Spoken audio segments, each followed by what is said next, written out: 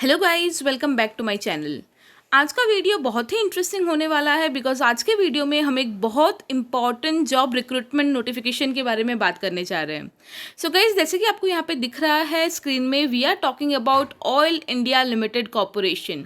सो guys, आप लोगों को पता होगा ऑयल इंडिया लिमिटेड जो है ये एक बहुत रिप्यूटेड पीएसयू है। और जैसे कि हमें पता है जो पीएसयूज है वो जनरली गेट स्कोर के हिसाब से रिक्रूट करती है, right. They are mostly recruiting the engineers based on their GATE score card. But ये जो वैकेंसी है ये one of the rarest vacancies है जहाँ पे ये लोगों ने गेट स्कोर नहीं मांगा है।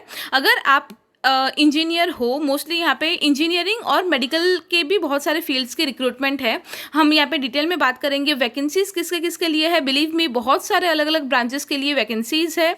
सैलरी बहुत हाई फाई है। You will get from 50,000 to 2 lakh rupees per month.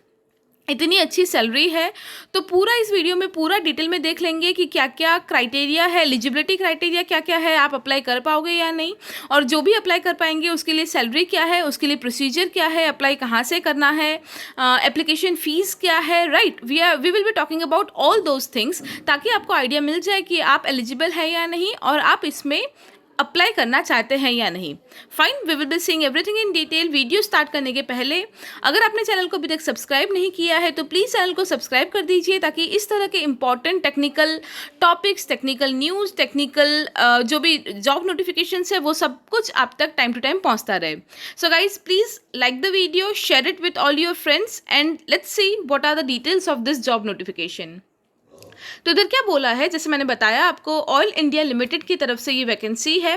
काफ़ी सारी वैकेंसीज आई है। तो सबसे पहले मैं आपको बता दूँ 3 अलग अलग ग्रेड्स के लिए वैकेंसीज है, grade A, grade B and grade C. तो ग्रेड सी जो है वहाँ पे आप देख सकते हो यहाँ पे बीच में ग्रेड एंड स्केल ऑफ पे का, दैट ग्रेड सी जो है। अगेन वन मोर थिंग कि यहाँ पे जो वैकेंसीज़ है, अगर आप फ्रेशर हो तो आपके लिए भी यहाँ पे वैकेंसीज़ है, अगर आप एक्सपीरियंस्ड हो तो आपके लिए भी यहाँ पे वैकेंसीज़ है। So stay tuned, we will be talking about everything. तो जैसे कि आपको यहाँ पे दिख रहा है, ग्रेड सी के लिए the salary range is 80,000 to 2,20,000 rupees.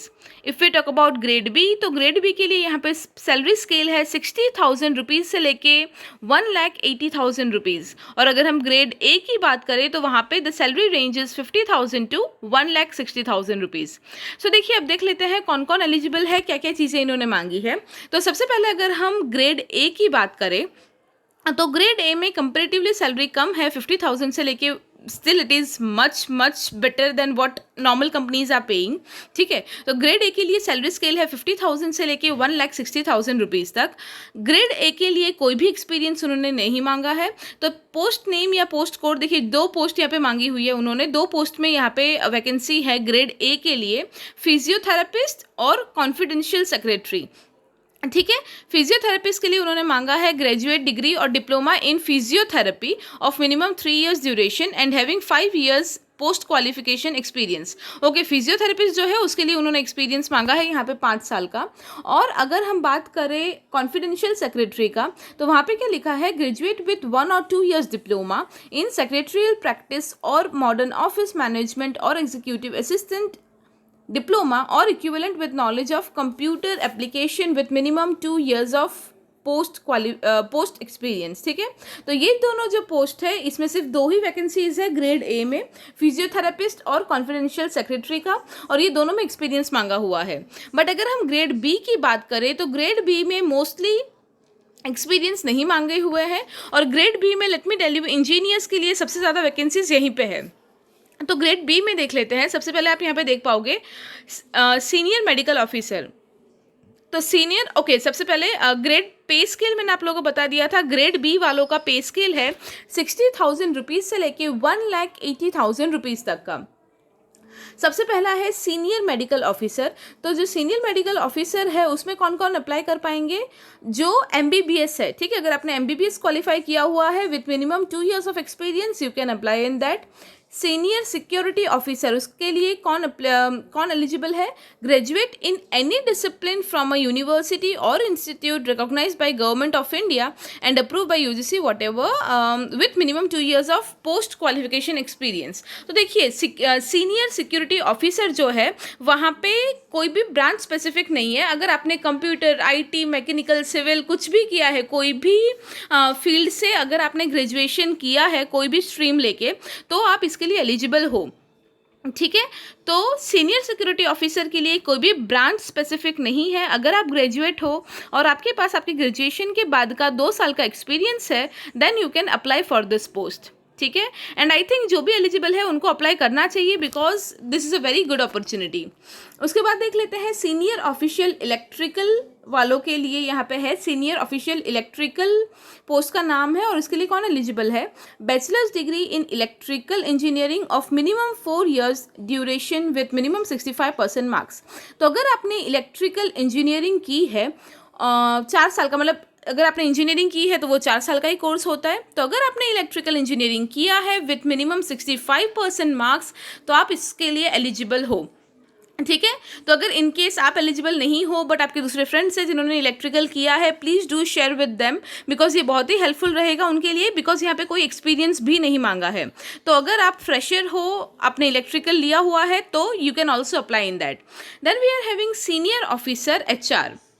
उसके लिए इन्होंने क्या मांगा है? ऑब्वियसली HR की पोस्ट है, तो यहाँ पे उन्होंने MBA मांगा है।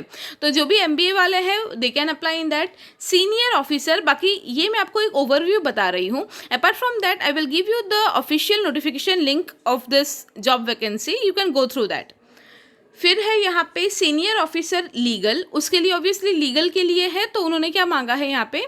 Bachelors degree in law. अगर आपके पास बैचलर्स डिग्री इन लॉ है, भले आपके पास कोई एक्सपीरियंस नहीं है, तो भी आप इसके लिए अप्लाई कर सकते हैं। Then we are having senior officer mechanical. तो अगेन ये एक बहुत इंपॉर्टेंट और बहुत अच्छा पोस्ट है जहाँ जो बहुत सारे स्टूडेंट्स को हेल्प कर सकता है। यहाँ पे बीटेक डिग्री जिन्होंने भी मैकेनिकल में किया है विथ 65% मार्क्स, आप सब लोग इसके लिए एलिजिबल हो। ठीक है, देखिए यहाँ पे ओके यहाँ पे लिख दिया है कि अगर आपने ऑटोमेशन, ऑटोमोबाइल, इंडस्ट्रियल इन सब में किया है तो आप एलिजिबल नहीं हो। बट अगर आपका प्योर मैकेनिकल ब्रांच था, मैकेनिकल इंजीनियरिंग अगर आपने की है without any experience, you can apply for this post. Then we are having senior officer instrumentation. तो उसमें कौन कौन अप्लाई कर सकता है? Bachelors degree in instrumentation engineer of minimum 4 years। Again जो बैचलर्स डिग्री जिनके पास है इंस्ट्रूमेंटेशन इंजीनियरिंग में, वो सब अप्लाई कर सकते हैं। उनका जो डिग्री ओवरऑल मार्क्स है वो 65% से ज़्यादा होना चाहिए और without any experience you can apply for that. ठीक है, then we are having senior officer geophysics. तो इसमें कौन अप्लाई कर सकता है? PG इन जियोफिजिक्स और अप्लाइड जियोफिजिक्स एक्सप्लोरेशन। ओके, ये यहाँ पे देख लीजिए, इट इज़ इम्पॉर्टेंट कि यहाँ पे PG मांगा है, पोस्ट ग्रेजुएशन मांगा है। ठीक है, तो ये जो सीनियर ऑफिसर जियोफिजिक्स का पोस्ट है उसमें अगर आपने जियोफिजिक्स या अप्लाइड जियोफिजिक्स या एक्सप्लोरेशन जियोफिजिक्स पे पोस्ट ग्रेजुएशन किया है तो फिर आप एलिजिबल हो और आप यहाँ पे अप्लाई कर सकते हो। Then we are having senior officer reservoir. उसमें उन्होंने क्या मांगा है? Bachelors degree in petroleum engineering with 65% marks. इसमें भी अगर आपके पास कोई एक्सपीरियंस नहीं है, अगर आप फ्रेशर हो बट आपने पेट्रोलियम इंजीनियरिंग की है, आप अप्लाई कर सकते हो। ठीक है, तो इन केस आप एलिजिबल नहीं हो और आपके दूसरे जो फ्रेंड्स आप पहचानते हो वो एलिजिबल है, please share it with them also, it is really going to be very helpful. तो ये हमने देख लिए ग्रेड B के लिए जितने पोस्ट थे वो। अब देख लेते हैं ग्रेड C। ग्रेड C का पे स्केल यहाँ पे सबसे ज़्यादा है, आप देख सकते हो 80,000 रुपीज़ से लेके 2,20,000 रुपीज़। अब इसमें कौन से फील्ड्स एलिजिबल है? सबसे पहले इन्होंने मांगा है सुपरिटेंडिंग इंजीनियर। उसके लिए एलिजिबिलिटी क्या है? Bachelors degree in engineering of minimum 4 years। ठीक है, बैचलर्स डिग्री इन इंजीनियरिंग अगर आपने किया है 65% मार्क्स के साथ और 3 years of post qualification experience. तो इसमें अगेन उन्होंने कोई कुछ स्पेसिफाई नहीं किया है, सिर्फ ये बोला है कि अगर आपके पास इंजीनियरिंग डिग्री है और आपके पास 3 साल का एक्सपीरियंस भी है तो आप इसके लिए अप्लाई कर सकते हैं। Then we are having manager in accounts और मैनेजर इन इंटरनल ऑडिट। इसके लिए associate member of ICAI ICMAI with minimum 3 years of experience eligible है। Then we are having superintending medical officer, उसके लिए MS जिन्होंने किया है वो लोग एलिजिबल है। देन आप लोग ये नीचे देख सकते हो, मैंने स्क्रीनशॉट, आप लोग एक स्क्रीनशॉट भी ले सकते हो, मैंने खुला रखा है। ये एक्चुअली सारे मेडिकल रिलेटेड पोस्ट है, ठीक है। तो ये सारे मेडिकल रिलेटेड पोस्ट है और मोस्टली यहाँ पे जो अगर आप लोगों ने MS या MD किया है तो आप लोग इसके लिए एलिजिबल है। फाइन। तो यहाँ पे जो मेन चीज़ें थी वो मैंने आपको बता दिया, जो मेन वैकेंसीज है। उसके अलावा अगर मैं आपको एक और चीज़ बताऊँ तो एप्लीकेशन फ़ी जो है गाइज यहाँ पे 500 रुपीज़ है। तो अगर आप जनरल कैटेगरी से बिलोंग करते हो, जनरल या OBC जो है, देखिए यहाँ पे मैंने ओपन किया है, आप लोगों को दिख रहा होगा। तो अगर आप जनरल या OBC कैटेगरी से बिलोंग करते हो तो आपका application fee would be 500 rupees plus taxes. और अगर आप SC ST PWBD EWS या एक्स सर्विसमैन इनमें से कोई है तो आपके लिए एप्लीकेशन फ़ी नहीं है, आप तो फ्री में ज़रूर अप्लाई करना चाहिए आपको, ठीक है। आप कर सकते हैं, आपको कोई एप्लीकेशन फ़ी नहीं देना पड़ेगा। तो ये कुछ इंपॉर्टेंट चीज़ें हैं। बस उसके अलावा सिलेक्शन प्रोसेस, एक बार आपने अप्लाई कर दिया, अगर आप इंटरेस्टेड है तो उसके बाद सिलेक्शन प्रोसेस किस हिसाब से होगा। तो देखिए बस आपको मैं फेजेस बता दूं। सबसे पहले आपको कंप्यूटर बेस्ड टेस्ट देना होगा। कंप्यूटर बेस्ड टेस्ट आपको पता है जनरली MCQ एग्जाम्स होता है। उसके अलावा ग्रुप डिस्कशन होगा, ग्रुप टास्क दिया जाएगा। और अगर ये सब कुछ आपने क्लियर कर लिया तो लास्ट में जो है आपका पर्सनल इंटरव्यू होगा, ठीक है। तो ये सब कुछ आप मेंटली प्रिपेयर हो जाइए। ये राउंड्स देखिए, अगर आपको लगता है you are fit candidate for that, you are eligible for these things, then you should go for it. Fine. So ये मैंने आपको एक ओवरऑल आइडिया दे दिया ताकि आप डिसीजन ले पाए whether you want to apply or not. And in case you want to apply and you want the exact official notification link of this, please go and check in the description. I will give it in the description link. And I hope आपको ये video helpful लगा होगा। Please share with all your friends so that ये ज़्यादा से ज़्यादा लोगों को हेल्पफुल हो। Thank you so much.